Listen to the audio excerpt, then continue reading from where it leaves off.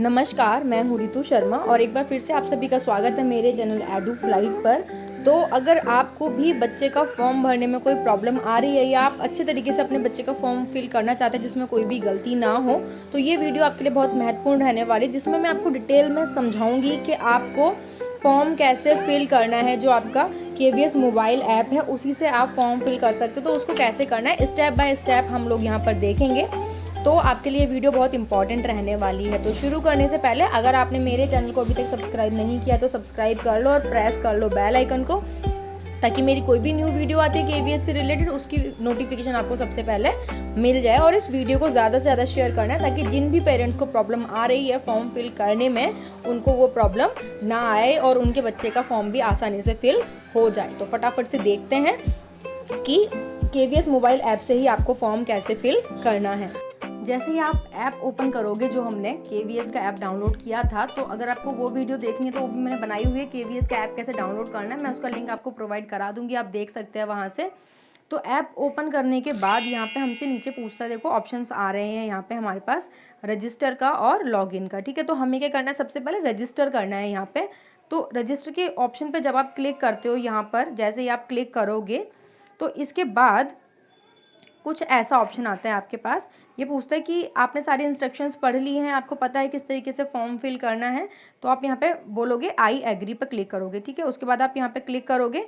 इस पर क्लिक करने के बाद आपका कुछ ऐसा ऑप्शन आता है। ठीक है, ये सारी इंस्ट्रक्शंस दी हुई हैं, अगर आप चाहो तो फिर से पढ़ सकते हो इनको कि किस तरीके से वीडियो दी हुई है एप्लीकेशन फॉर्म को फिल करने के लिए। इन्होंने जनरल इंस्ट्रक्शंस दी हुई हैं, किस तरीके से आपका साइन इन होगा, लॉगिन होगा, सारी इन्फॉर्मेशन इन्होंने दी हुई है, आप यहाँ पे पढ़ सकते हैं। ठीक है, उसके बाद इसी पेज पर नीचे ऑप्शन आता है, यहाँ पे देखो कि आपने सब चीज़ें इंस्ट्रक्शंस वगैरह पढ़ ली हैं यहाँ पे। ठीक है, तो आपको इस तरीके से यहाँ पे टच करना होगा तो ये फिल हो जाएगा। जैसे ही आप इस पर टच करोगे तो ये कुछ इस तरीके से आएगा। देखो यहाँ पे ये फिल हो गया है ना, और ये जो पहले ब्राउन कलर का आ रहा था ना, ये प्रोसीड वाला, अब ये ऑरेंज आने लगा है। तो आप इस पर क्लिक करो प्रोसीड पर। यहाँ पर जैसे आप टच करोगे इस तरीके से, तो इस पर टच करने के बाद आपका पेज जो आएगा वो एक नया पेज खुल के आ जाएगा यहाँ पे, जिसमें आपसे सब पूछेगा। आपके बच्चे का नाम क्या है, आपके बच्चे का नाम, मिडिल नेम, लास्ट नेम, इस तरीके से फिल करके क्या आपका बच्चा डिफरेंटली एबल है, तो अगर है उसको कोई फिजिकल प्रॉब्लम है तो येस, नहीं है तो नो, लेकिन उसका सर्टिफिकेट होना चाहिए आपके पास अगर ऐसा कुछ है तो ओके।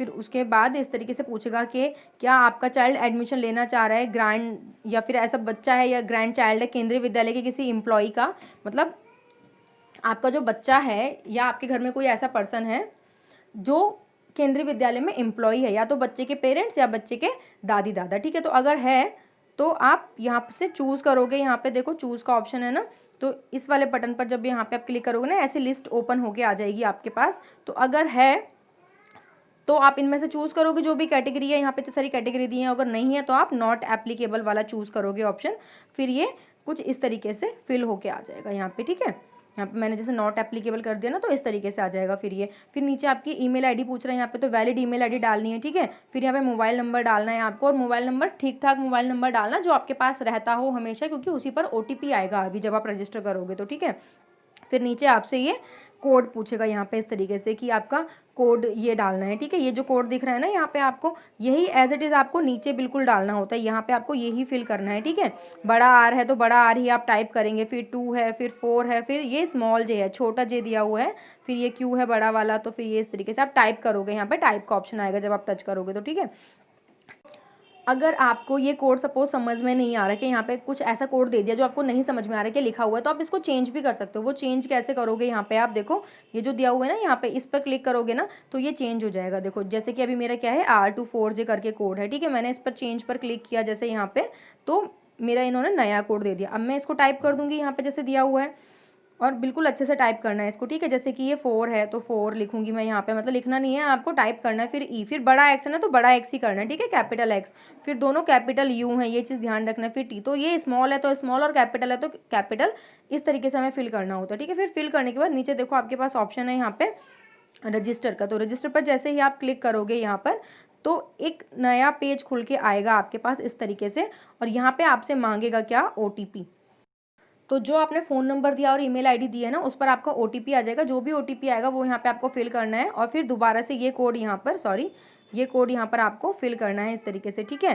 फिर उसके बाद नीचे क्या दिया हुआ है, देखो नीचे क्या दिया हुआ है, वेरीफाई कर रहे हो आप इसको कि मतलब हाँ आपका OTP ठीक है, आपका नंबर आपने जो है ना ठीक डाला, ये वेरीफाई करते हैं खुद से। तो वेरीफाई पर क्लिक करोगे, जैसे आप यहाँ पर क्लिक करोगे कि बच्चे का जो आपने नाम डाला है वो लिख के आ जाएगा वहाँ पे। जो लॉगिन कोड है ना आपका, जिसकी मैंने वीडियो में बोला था कि इसको आपको संभाल के रखना है, वो आ जाएगा। डेट ऑफ बर्थ लिख के आ जाएगी और जो आपने मोबाइल नंबर डाला है ना वो लिख के आ जाएगा। तो इस कोड को बहुत संभाल के रखना है, इसको कहीं पे लिख लो, स्क्रीनशॉट ले लो, या इस पेज का जो यहाँ पे कोड आया है। फिर इस कोड पर जैसे ये कोड आ जाएगा आपको कहाँ पर क्लिक करना है, गो टू लॉगिन पर क्लिक करना है। अब देखते हैं गो टू लॉगिन पर क्लिक करने के बाद क्या आता है। जैसे ही वहाँ पे गो टू लॉगिन पर मैंने क्लिक किया ना, आपके बच्चे का जो लॉगिन कोड है ना वो ऑटोमेटिकली यहाँ पे डल के आ जाएगा, ठीक है। फिर आप यहाँ पे दोबारा से अपना मोबाइल नंबर डालो, डेट ऑफ बर्थ डालो बच्चे की, और ये कोड फिर से डालो, और हमें कहाँ पे क्लिक करना है, लॉगिन पर क्लिक करना है। ओके, लॉगिन पर क्लिक करने के बाद देखते हैं क्या आता है। फिर लॉगिन पर क्लिक करने के बाद फिर से आपके बच्चे की जो डिटेल्स आपने फिल की थी ना वो फिल होके आ जाएंगी यहाँ पे, और आप देखो यहाँ पे नाम फिल होके आ रहा है ना, और फिर डेट ऑफ बर्थ भी फिल होके आ रही है। अब यहाँ पे आपने जो जो फिल किया था ना वो फिल होके आ रहा है। अब इसके बाद नेक्स्ट पेज देखते हैं क्या है यहाँ पे नेक्स्ट पेज पे बोला है इन्होंने कि क्या आपकी जो फैमिली इनकम ग्रुप है, क्या वो लो इनकम ग्रुप से बिलोंग नहीं करती, क्या वो EWS कैटेगरी से बिलोंग करती हैं, या वो बिलो पॉवर्टी लाइन से बिलोंग करती हैं। तो जैसे आप इस पर करोगे ना, जैसे यहाँ पे ऑरेंज करके दिखा रहे हैं ना, अगर आप इस पर क्लिक कर दोगे, यहाँ पे इस पर टच कर दोगे तो ये ऑरेंज हो जाएगा, ठीक है।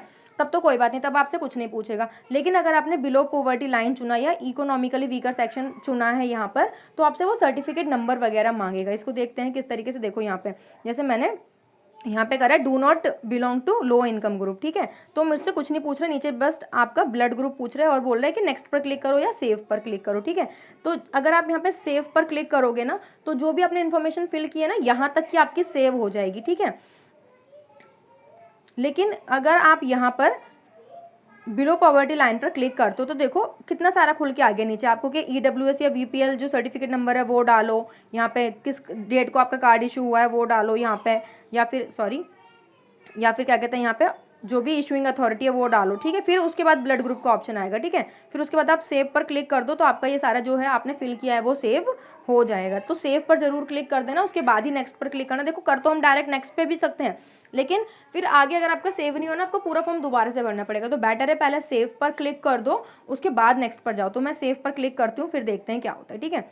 सेव पर क्लिक करने के बाद आपको ये बोल देता है कि आपकी सारी इन्फॉर्मेशन अच्छे से सेव हो गई है, फिर से कुछ लिख के आ जाएगा, ठीक है। उसके बाद आप नेक्स्ट पर क्लिक करो। तो नेक्स्ट पर क्लिक करने के बाद आपका फिर से एक न्यू पेज आएगा। देखो यहाँ पे आ रहा है ना, जैसे मैंने सेव पर क्लिक किया था तो ऐसे लिख के आ गया था कि आपका सारा डाटा सक्सेसफुली जो है आपका सबमिट हो गया है यहाँ पे, ठीक है। अभी मतलब सबमिट नहीं, जितना आपने भरा है वो सेव हो गया है, ठीक है। फिर ओके पर क्लिक कर दिया मैंने, फिर उसके बाद दोबारा से नेक्स्ट पर क्लिक किया। यहाँ पे नेक्स्ट पर क्लिक करने के बाद नया पेज खुल के आया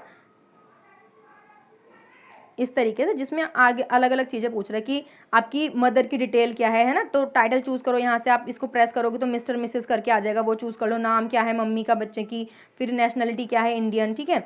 अब यहाँ पे क्या लिखा हुआ है कि do you want to use the same residential address for the both mother and father, क्या मम्मी और पापा का जो एड्रेस है रहने का, रेजिडेंशियल एड्रेस जहाँ पे आप रह रहे हो वो सेम है। तो अगर सेम है तो येस पे क्लिक कर दो, तो वो आपको दो बार नहीं फिल करना पड़ेगा, एक ही बार में दोनों का ले लेगा। लेकिन अगर अलग अलग है, मम्मी अलग रहती हैं, पापा अलग रहते हैं, मतलब सपोज कहीं ड्यूटी कर रहे हैं पापा तो वो अलग कहीं रहते हैं, है ना, तो आप नो पर क्लिक करोगे तो वहाँ पे आपका ऑप्शन बना रहेगा, आप दोबारा से अपने पापा की और मम्मी की अलग अलग डिटेल फिल कर सकते हैं। तो जैसे आप नो क्लिक करोगे उसके बाद ना यहाँ पे यस या नो जो भी आपको क्लिक करना है कर लेना। फिर नीचे क्या क्या डिटेल दी हुई है, आपको सारा रेजिडेंशियल स्टेटस डालना है, ठीक है, कि यहाँ पे आप कहाँ से रहते हो, आपका एड्रेस क्या है, पिन कोड क्या है, टेलीफोन नंबर क्या है, ये सब आप डाल दोगे मदर का, ठीक है। उसके बाद यहाँ पे पूछ रहा है फादर की डिटेल, नीचे ही फादर की डिटेल है तो फादर का चूज़ कर लो, मिस्टर यहाँ पे चूज़ कर लो आप, अगर आप अपने आगे नाम के क्या लगाते हो। फिर उसके बाद फादर का सब कुछ पूछेगा, ठीक है। इस तरीके से यहाँ पर नेशनलिटी वगैरह फादर की पूछेगा, है ना, तो वो फिल कर दो। अगर लेकिन अगर आपने वहाँ पे क्लिक किया हुआ था ना तो वो वही वाला आ जाएगा जो आपने पहले फिल किया हुआ था अपने फादर का, ठीक है। तो आपको दोबारा से फिल करने की ज़रूरत नहीं है यहाँ पे। उसके बाद आप अगर आपकी ये सारी इन्फॉर्मेशन फिल कर दी आपने तो आप सेव पर क्लिक कर दो। सेव पर क्लिक करने के बाद फिर से आपका वो बोलेगा कि आपकी यहाँ तक की इन्फॉर्मेशन सेव हो गई है। उसके बाद आप क्या करोगे, नेक्स्ट पर जाओगे, ठीक है। नेक्स्ट पर जाने के बाद फिर एक नया पेज खुल गया आपका। तो वो पेज फिर इस तरीके से है कुछ, आप चूज़ कर लो स्टेट या सिलेक्ट करो स्कूल। अब यहाँ पे आपको ना स्कूल सिलेक्ट करने को बोल रहा है, ठीक है। तो यहाँ पे ऑप्शंस आएंगे स्कूल सिलेक्ट करने के लिए, वो कुछ इस तरीके से आएंगे। यहाँ पे चॉइस 1, चॉइस 2, चॉइस 3। तो आपको तीनों चॉइस में अपना स्कूल की प्रेफरेंस डालनी है। वीडियो में मैंने बताया था ना कि आप 3 स्कूल चूज़ कर सकते हो, तो उसमें से आप तीनों में अपनी अपनी प्रेफरेंस डाल सकते हो कि आपने कौन सा स्कूल चॉइस 1 में चूज़ करा है, फिर चॉइस 2 में, चॉइस 3 में। जो भी स्कूल में आपकी वैकेंसी होंगी, सीट होंगी, उसमें आपके बच्चे को शायद एडमिशन मिल जाए, और अगर एक में भी नहीं हुई तो शायद ना मिले। ठीक है, फिर यहाँ पे पूछ रहे हैं कि क्या आपको कोई हेल्प की ज़रूरत है, तो यहाँ पे आप येस कर सकते हो, शायद कुछ खुल के आएगी न्यू इन्फॉर्मेशन। अगर आपने नो कर दिया, आपको कोई हेल्प की ज़रूरत नहीं है क्योंकि मैंने आपको वीडियो में सब कुछ क्लियर कर ही दिया, तो आप नो पर क्लिक कर सकते हो। उसके बाद फिर यहाँ पे पूछ रहे हैं सर्विस कैटेगरी क्या है, क्योंकि किस सर्विस से आप बिलोंग करते हो ना, सेंट्रल गवर्नमेंट की, तभी तो आपको एडमिशन मिलेगा स्कूल में बच्चे के, है ना, बच्चे को एडमिशन मिलेगा। तो यहाँ पे आपको एक चूज़ करना है, इन चारों में से पढ़ लेना है इसको कि आपका जो children of transferable and non transferable central government employ हैं आपको, या फिर चिल्ड्रन ऑफ ट्रांसफरेबल या non transfer employ of autonomous bodies हैं, पब्लिक सेक्टर में है। तो यहाँ से आप पढ़ के इसको चूज़ कर लेना कि आप किस सर्विस में के कैटेगरी में अपने बच्चे को एडमिशन दिलवाना चाह रहे हैं, है ना, आप पेरेंट्स या ग्रैंड पेरेंट्स किस कैटेगरी से बिलोंग करते हैं। फिर उसके बाद यहाँ पर पेरेंट या grand parent applicable only for the service category of 1 IHL।